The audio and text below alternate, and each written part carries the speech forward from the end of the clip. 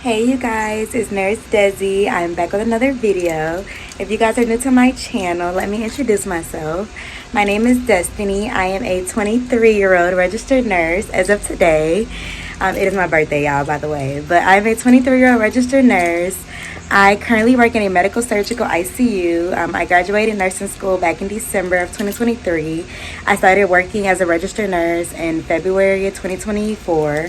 And your girl is about to get off nurse orientation in the ICU. So if you guys are interested in learning how to be a new grad nurse in ICU, tips, and if you want to go back and look at my nursing school vlogs, feel free. I vlogged majority of my nursing school journey. But welcome to my channel and let's get into this video. Hey y'all, today is Monday, June 10th, and it is my birthday. Very special day, y'all. Today I just turned 23 years old, and as y'all can see, I am in my scrubs because I have to work on my birthday, and I actually have to work 3 days in a row this week. So I work Monday, Tuesday, Wednesday. So I'm gonna bring you guys along a 3-day week as a new grad ICU nurse that is about to get off orientation in 2 weeks. So I have not vlogged in almost like a week or two, or no, I think over 2 weeks I have not vlogged. So there's a lot I gotta catch you guys up on, but I will talk to you guys in the car on the way to work. But wish me a happy birthday, y'all. Comment happy birthday, and I'll talk to y'all later. Okay, y'all, so in my last vlog, I told you guys that I was preparing for vacation, and I was supposed to vlog my whole vacation, y'all, but I ended up, so I went to Miami. That's number one. Had a ball, and this vacation was really just to relax and just celebrate almost being done with orientation, becoming a new nurse. And I just decided to just let this vacation be just a relaxation trip. I didn't want to vlog. I didn't even want to take too many pictures because I just want to live in the moment, y'all. When you're working all the time and then being a new nurse is just very stressful, sometimes like you just need to relax, have an outlet. So I just decided not to vlog that trip. I did take a few clips. So I may add the clips to this video, but we'll see. But it was amazing, y'all. I did a boat ride.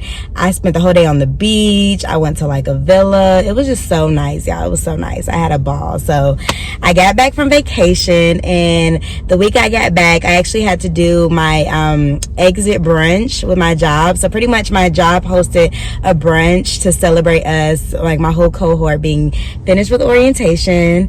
So we did a whole brunch where it was like a graduation. It was so funny, y'all. It was a graduation. Our educators gave us like certificates to symbolize us being done with orientation, and just like recognizing our major improvements over this whole 16 weeks. So it was just amazing, y'all. I loved it. So I still have 2 more weeks of orientation because like the brunch was just hosted 2 weeks earlier so that we all can celebrate, but we all don't get off orientation until the last week of June. So I literally have 6 shifts left. I have 3 shifts this week, 3 shifts next week, and then the next week after that I am on my own, y'all. So it is just crazy to say that because prior to the exit brunch, I was feeling so nervous about being off orientation. Like I was just going crazy in my mind thinking that I wasn't ready. But honestly, I'm starting to get to the point where I am actually feeling prepared to get off orientation. Like I feel like I'm never going to know everything. So there's no point in like thinking that I need to be on orientation until I learn everything, because there's no way that you're going to learn everything. There's always going to be something that comes up that you just don't know, and you're just going to have to ask. Like it's just not feasible to be with somebody, and I'm getting to the point where like I've created a process that I like, and I just want to be able to take care of my patients the way that I see fit. And sometimes you're with the preceptor and preceptors do things differently, and like that's totally fine. Every nurse has a different way, but it can start getting a little annoying, y'all, when y'all are on orientation, especially if you're getting switched to different preceptors, and every time that you're with a preceptor somebody does something differently, and people may have a different view of how you should be doing things. And it's just like I just want to be by myself so I can take care of my patients the way I see fit, and I don't want somebody just like down my back all day. So I'm getting to the point where I'm like actually ready to get off orientation, and I'm really excited about it. So of course y'all know I'm gonna vlog the first week off orientation so I can tell y'all how it goes. So yeah. Okay, y'all, so I had to stop and get me some food, but I made it to work. Y'all know I'm early because you know I gotta go over my patient's chart.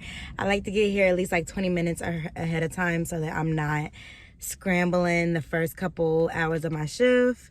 So that's why I'm here early. But I wanted to tell y'all about my last shift. So I worked Thursday and I ended up having the whole weekend off. So that's why I'm not really too mad about working on my birthday, because I had a great birthday weekend, y'all. I forgot to tell y'all, but on Friday, I went to Houston's with a friend, and I had a little birthday dinner. I had some steak, some spinach dip. If y'all never went to Houston's, y'all, Houston's is so good. Get the Hawaiian steak and the spinach dip. So I had that on Friday. On Saturday, I went out to brunch, and I went to a day party. And then on Sunday, I went to a pool party. So I had a fun birthday, full of festivities. So I do not mind working on my birthday. At least I'm saving lives, helping patients. So I don't mind that. But y'all, my last shift on Thursday, it was such a good shift. And it just made me like there's certain days as a nurse where you'll be like, why did I do this? Like, why did I go into this field? Because you'll feel so defeated. But then there's certain shifts that you will leave and be like, oh my gosh, I really made a difference. Like, I really made a difference in somebody's life. So I want to tell you about that shift. So I had two patients. I had a patient that I had like a couple weeks ago. And when I first originally had the patient, she was really sick. Like, she was on CRT. She was intubated. She was on a lot of medications. And pretty much it was like a acute illness, and she was really, really young. So that's what made it really sad. So when I had her the first time, she just wasn't looking too good. And then I ended up having her back again on Thursday. So now the patient is trached, which is like really unfortunate, because when you're young and something happens acute, like if you were to just come in the hospital and you're perfectly healthy, and then you leave out, now you're trached and pegged, like, it's horrible. It's really, really sad. So I had the patient. Now she is getting better. Like, things are looking better than how they were looking, but it's still just not the ideal situation. So I had her back, and the patient is alert. Like, she's oriented even though she's trached. And she's just really, really frustrated, because when you're trached, it's really hard to communicate. Like, patients will be trying to mouth, and like, I'm usually good at reading lips, but like, you cannot always interpret like what they're saying. So like, it could be frustrated for them and for the nurse, because we're trying to understand each other, and you're trying to make sure that the patient can relax and heal. Because that's the main thing, is that when patients are too agitated, their heart rate goes up, they're breathing too fast, the event is alarming. It's just a lot going on. So you have to try to figure out what's going on and calm the patient down so that it doesn't make things worse. So I got the patient like a communication board so I could figure out like what she wanted. Because I was telling her, like, I'm going to give you a bath today. I'm going to get you cleaned up. I'm going to get you settled in. Like, just give me a minute, because I had just came in on my shift. So I didn't know like what she was trying to tell me. So I gave her a board, and she just wanted to write it down. So I was like, okay. Gave her a pen, and it was like, oh, my hair is like really, really matted, and I need my hair combed out. So I was like, okay, girl, like, no problem. Like, I will give you a full spot treatment. I was like, just let me go get the handoff on my other patient, and I'll be back. I'm gonna give you a bath. I'm gonna comb out your hair, wash your hair, do everything. So my other patient, he was really, really sick. He was in septic shock, and he was also in cardiogenic shock, which is like a lot going on. So the patient had an extensive cardiac history, so he really should have been in the CV ICU, but our CV ICU has been very short, like the beds, and our neuro ICU has been very short. So being in the medical surgical ICU, we can get anything, cardiac, neuro, any type of med surg ICU, we get it. So it's very important for us to like stay fresh up on all of our like cardiac stuff, because you never know when you'll get a cardiac patient. But he was very sick. His heart was like in major heart failure, right heart failure and left heart failure, and his EF was like less than 10%, just very, very bad heart. So since the patient was already hypotensive because he was septic, he was on pressors, but then his heart was just still not pumping effectively. So the cardiologist was like, he needs to be on inotropic medication. So we started him on epi. So he was on epi, on pressors. He was very confused because of the sepsis. So it was a lot coming in on my shift. Like, I had to get all his labs, troponin, his lactic acid, and I was also getting the SCVO2, just a lot. And I was doing CVP monitoring. So it was just a lot going on, y'all. It was a lot going on. So I had to go settle him in first, because he was the sickest. And like in the beginning of my shift, he was like only oriented to himself and not really anything else. He was A&O times 1. So like all that is just signs of just him being septic. So I was like, okay, I'm giving him fluids, giving him antibiotics. I'm managing his drips, getting his labs. So it was a lot going on that first hour of my shift. But then I came back in and checked on him like an hour later, and he's fully A&O times 4. He done popped up. He's talking to me, because at first he was like almost obtundant. Like I was thinking that we were gonna have to intubate him. He done just perked up. He was like, can I get my phone? Can you put my glasses on me? Can you brush my teeth? I was like, wow, like it's just crazy to see all the interventions that you're doing is actually working. So like I started him on the epi, blood pressure was looking great. I'm like, wow, like things is really looking good. So I ended up allowing him to get some rest, because I brushed his teeth, did his bath, did everything. So he went into sleep, and then I went to my other patient's room, and y'all, I did a full spa treatment. Like, and that's one of the best things as ICU nurse. Like, you're already taking care of very sick patients, and they're in a very vulnerable period. Like, a lot of these patients are just super sick, and they don't have anyone to take care of them, so we're their only source of care. So if we don't give them the spa treatment, doing their hair, do their bath, like, they're gonna feel even worse. Like, if you already are very sick and then you feel dirty and your hair feels like matted up, like, you do not feel good.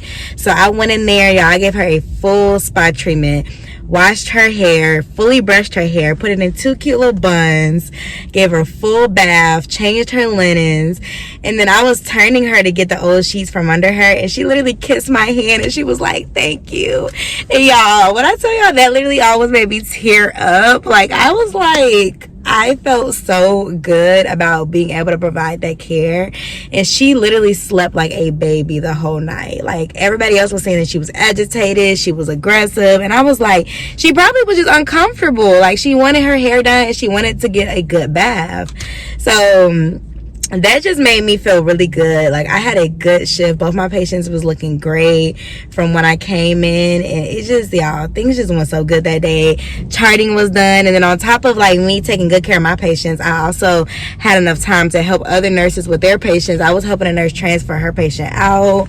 I was just like helping her give meds, like just doing everything, and I just really felt like a good nurse, and that really hit me. And I was like, I can be off orientation, like I can do this, because I barely needed my preceptor for anything. Like, the preceptor was really just helping other nurses. I was really doing everything for my patients.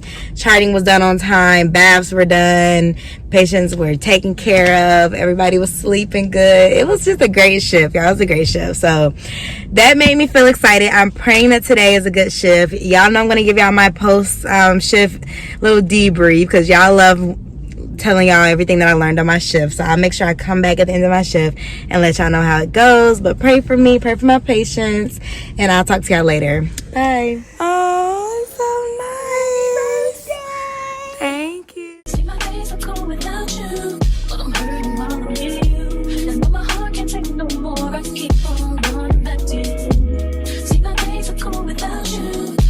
Guys, today is June 11th, and I did not come back to y'all yesterday after my birthday shift. And y'all, birthday shift went amazing, like so amazing, y'all. My preceptor brought me some cupcakes, and then y'all, while my mom and my sister surprised me at my job with balloons, cake, everything, y'all. I'll add a clip in of when my mom came. But she surprised me, brought everything for the unit, and it was so freaking sweet, y'all. Like, all the coworkers were telling me happy birthday. And then, y'all, I had 2 super sweet patients. And my patient, he was a liver transplant. He was only a couple days post-op. And I think his wife told him it was my birthday, because I never even told him it was my birthday. But I was bringing balloons in, and everybody was taking pictures of me, so I think they saw me in the hallway. But I was sitting at the desk charting, and the wife was like, oh, he wants to tell you something, like, come in the room for a second. So I came in, and while his wife and my patient was singing me happy birthday, like, y'all, that was so sweet. Like, I could not have asked for a better birthday shift. Like, my other patient was in a hypertensive crisis, but she was super sweet, and she was telling me happy birthday. Her daughter was telling me happy birthday. It was such a good shift, y'all. It feels good to help other people on your birthday and take care of other people, and then your patient's actually being appreciative. and thankful for your care. Like, it feels amazing, y'all. I had a great shift. So today is shift 2 out of 3. Unfortunately, my preceptor is not back today, so I have to be with another preceptor. So I'm hoping for a good shift. I will update you guys on how it goes, but I'll talk to y'all a little bit later. Bye. Hey guys, today is June 12th. It is shift 3 out of 3. And y'all, last night, they literally ran me rampant on that unit, y'all. But I can't even be mad because I asked my charge nurse for a more critical patient, and she definitely gave me a critical patient, y'all. So I'll tell y'all about my day when I'm on the way to work, but I'm rushing. I had to put on the scrub cap today, y'all. I just went on Amazon and bought a whole new pack of scrub caps, and I got a lot of nurse essentials. I got this light for night shift. All this is essential, y'all. I'm gonna tell y'all everything I bought from Amazon, but they've been coming in handy. So I'll talk to y'all later. Okay, y'all, I stopped and got me some Dunkin' before work because, y'all, I was so tired last night, and I don't know why, but I was busy, so the night went by pretty fast. So the patient that I had last night, I requested a sick patient, right? Because I've been getting some pretty chill assignments, and I want sicker patients while I'm on orientation so I can learn as much as I need to learn. So I got a patient that had a subarachnoid hemorrhage that really should have been in neuro, but I told y'all we are in the medical surgical ICU, so we get everything. So when I came in, my patient started looking like she was having some type of seizure activity. She was jerking and doing this shaking motion. So I just called the doctor, and I'm like, I'm concerned. And then, y'all, I checked the patient's pupils. So how we can see if a patient is having a stroke that's already altered, it's really hard to figure out if a patient's having a stroke, because in school, they teach us, oh, the patient is weak on one side or drooped face. But when it comes to patients that are intubated, sedated, sometimes it can be really hard to figure out if they're having a stroke. So one of the main things that we use is checking their pupils and seeing if they're having any pupillary changes. Y'all, when I checked this lady's pupils, one of them was dilated and the other one was very, very small and not reactive. And I was just like, oh my gosh, y'all know that's a major sign for some type of herniation, something going on. So we had to do a cold stroke, rush my patient down to CT, and everything was negative. So I was like, okay, well, that's good. But for the seizure activity, they did a continuous EEG, which is these little leads that go in the patient's head in order to see if they're having seizure activity. And it was no seizure. So it was just a busy night, y'all. A lot going on. But neuro is already not my strong point, so I'm kind of glad that I did get that patient so I can really figure out what's going on. It's a lot of things that is just very confusing when it comes to neuro. So I was constantly checking pupils every hour, doing a full type of neuro assessment, an NIH stroke scale, just everything. So that was really, really interesting. And then my other patient, he was intubated, but he was honestly chilling all night, and I'm so glad that I had a chill patient because I had him just chilling. He was on a little bit of prop, a little bit of fed, and he just slept all night. He was doing great. So that works out when you have a more sicker patient. You got to have one that's a little bit more stable so that you can focus on your sicker patient but still take care of your other one. So that was a pretty good night. At first I was kind of busy and I was running around, but towards the end of the night I got my flow and I felt like I did pretty good. And I was with a different preceptor. So the preceptor that I was with last night was teaching me a lot of new things, which I really appreciate. She actually came from a level 1 trauma center, so she gets a lot of neuro patients and she's very experienced with it. So I was appreciative to have her. But yeah, I'm about to go get me some Chipotle. I got me some coffee because I'm like, they're not gonna catch me tired. I put on my scrub cap because I'm ready to work tonight, y'all. I'm ready to work. So I'm about to go get my Chipotle and I'll talk to y'all later. Y'all, secure my Chipotle. So let me go hurry up and get to work and try to get there early so I can figure out what my patient is gonna be. I'm gonna have a different patient because I'm back with my main preceptor tonight. I love her, y'all. She is so freaking sweet. I need to gift her something because she's probably the best preceptor ever. So let me go ahead to work and finish out my last day this week. Y'all, I got 6 days off, y'all.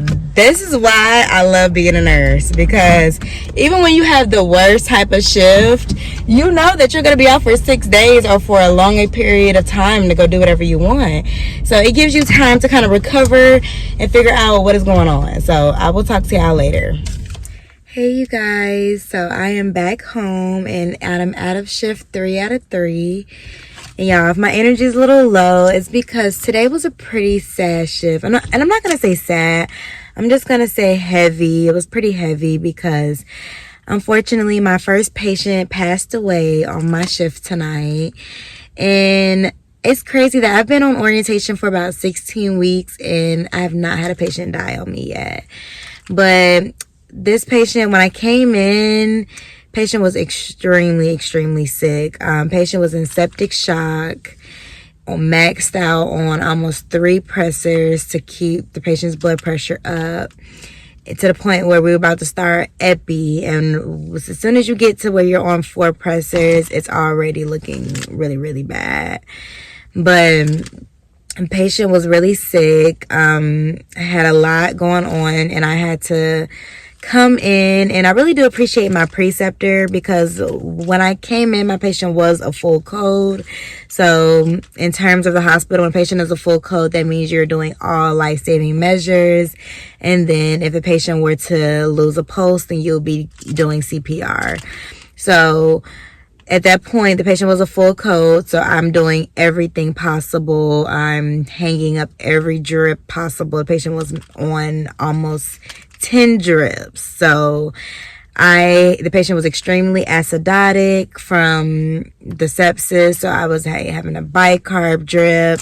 I was on Levo, Vaso, Neo. I was about to start epi. I was doing boluses of LR, hanging up Zosyn, antibiotics, doing all of the 9. And pretty much as soon as I came in, I had to immediately just jump into action. And I really do appreciate my preceptor, y'all, because she completely stepped off and let me just fully take care of my patient. And I feel like when you're on orientation, sometimes your preceptor can be too hands-on and you're not able to learn when you're not able to figure out things on your own. So sometimes I feel like I work better when I'm able to fully process everything and be in the room, manage all my drips. And if y'all have ever walked in one of those ICU patients' rooms that is that sick, like how my patient was, and you're walking in and you're seeing 3 poles of drips, and my patient was also hooked up to a flow track, a line, all the monitoring, it can be very intimidating. So I feel like in order for you to learn, you just have to do it. It's like one of those things where you just have to do it constantly to the point where it just becomes natural. And if you have a preceptor or someone in there helping you every step of the way, it's hard for you to learn. So she saw that I was handling everything and she was like, I'm going to step out and I'm going to just let you do your thing. I'm not going to hover. I'm just going to fully allow you to just do everything. So I really appreciate her. But my patient was so sick and I knew that it was in stages. And the hard part about being ICU nurse is that a lot of our patients have a lot of comorbidities and it's at the point where there's just no coming back. And you feel like you're doing all these interventions, but you know that it is the end stages. And a lot of the things that we're doing is just temporary, like pressors, all like the ventilator, breathing for the patient, all of those are just temporary measures, but they're not a fix. So it's just one of those things where it's very hard to explain to the family, and we can't really step into that place because we're nurses, so we can't really prognose patients. But when you're ICU nurse for a while, you can tell when things are leading into a very bad direction. But my patient's family was just so nice, y'all. And like they were godsend. They were in the room the whole time. And they were so positive. Like for what was going on, they were so positive, so understanding, so thankful, grateful. It was just really, it was a hard experience. It was a very tough experience, but it was an experience that I felt like I needed to have. So My patient was very sick, so I had to ended up transferring the patient to the OR for an emergent surgery. The surgery did not go as expected, so the surgeon pretty much told the family the prognosis, and they decided to push the patient to a DNR, which is a do not resuscitate. So pretty much the patient, if the patient were to lose a pulse, then we will not do life-saving measures like CPR, but we will still continue to give medications and do the full care besides not doing CPR if the patient loses a pulse. So that, like, I did feel much better about not having to do that, because when you know a patient has a natural illness, something that is not going, like doing compressions is not going to change the outcome most of the time. So it did feel like better, because you don't want your patient to have a death that is like not moral. Because if y'all see CPR, it is brutal, y'all. It's very brutal. So you don't want to have to do that if it's not going to change the outcome. So the patient's family understood that, and it was one of those things where, like, after we got past the goals of care, then now we're just making the patient comfortable. And I was so happy that the patient's family got to fully come say their goodbyes. And it was so crazy, because right after the patient's family left, patient died. And I was just like, wow. I feel like it's crazy how it's like two outcomes. Normally the patient's family, like the patient will wait until their family gets there, then they pass. But some patient's family will wait till the family leaves and then they'll pass. It's just one of those crazy situations. But I was able to like do the whole post-mortem. I've never had a patient pass on me. So I had to do the whole paperwork, call the coroner, call the medical examiner, call our organ donation center. It was a whole thing that I never knew that we had to do as nurses. And then of course the post-mortem care.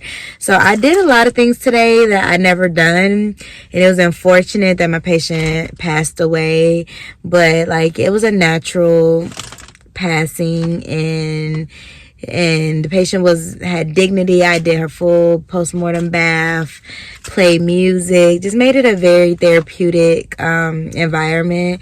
And the family told us so many stories about the patient, and it did feel very good to just give her a good death. So rest in peace to my patient. That is the end of my shift 3 out of 3. So I do have 6 days off.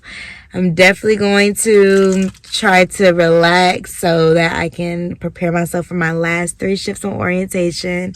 And your girl is going to be a ICU nurse off orientation after next week. So I'm going to go ahead and end this vlog off. Thank you guys for watching my 3 shifts as ICU nurse on my birthday, y'all. I worked my 3 shifts on my birthday. So crazy, but it was an experience, and I hope you guys like this vlog. If y'all like my videos, please like, comment, and subscribe. And I got more videos coming for y'all soon. I will talk to y'all in the next vlog.